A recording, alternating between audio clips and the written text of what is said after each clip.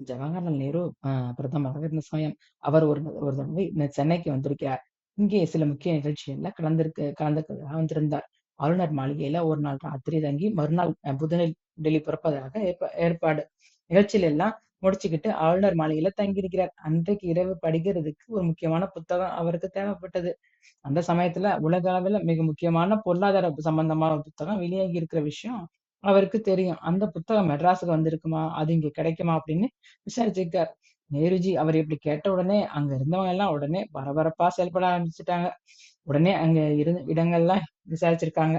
அந்த புத்தகம் உங்ககிட்ட இருக்கான்னு சென்னையில உள்ள கன்னிமரா நூல் நிலையத்துக்கு எப்படியும் அந்த புத்தகம் வந்திருக்குன்னு நம்பிக்கையில விசாரிச்சாங்க. அந்த புத்தகம் 2 நாளைக்கு முன்னாடி தான் அங்க வந்திருக்கு. அப்படிங்கிற விஷயம் தெரிஞ்சது. உடனே எல்லாரும் ஓடுனாங்க. அங்க அவங்களுக்கு இந்த சந்தேகம். புத்தகம் வந்திருக்கு சரி. அத இந்த சமயத்துல வேற யாரும் படிக்கிறதுக்கு எடுத்துட்டு போயிடக்கூடாதே அப்படிங்கிற சந்தேகம். இருந்தாலும் மனசுக்குள்ள ஒரு தைரியம். அப்படி ஒரு புத்தகம் வெளிவந்திருக்கிற விஷயமே நேருஜி சொல்லி தான் நமக்கே தெரியும். அதுவும் இல்லாம உலக பொருளாதார சம்பந்தமான ஏதோ ஒரு புத்தகம். அத போய் இந்த நேரத்துல இவ்வளவு ஆர்வமா யாரு எடுத்துட்டு போயிட போறாங்க?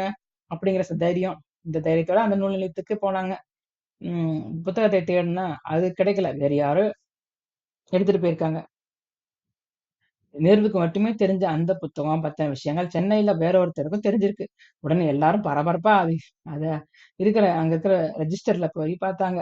பார்த்தா அதுல எடுத்துட்டு போனவங்களோட கையெழுத்து உத்து பார்க்குறாங்க. எல்லாரும் அது என்ன போட்டிருக்குன்னு பார்த்தா, சி.என். அண்ணாதுரை அப்படின்னு எழுதியிருந்தது.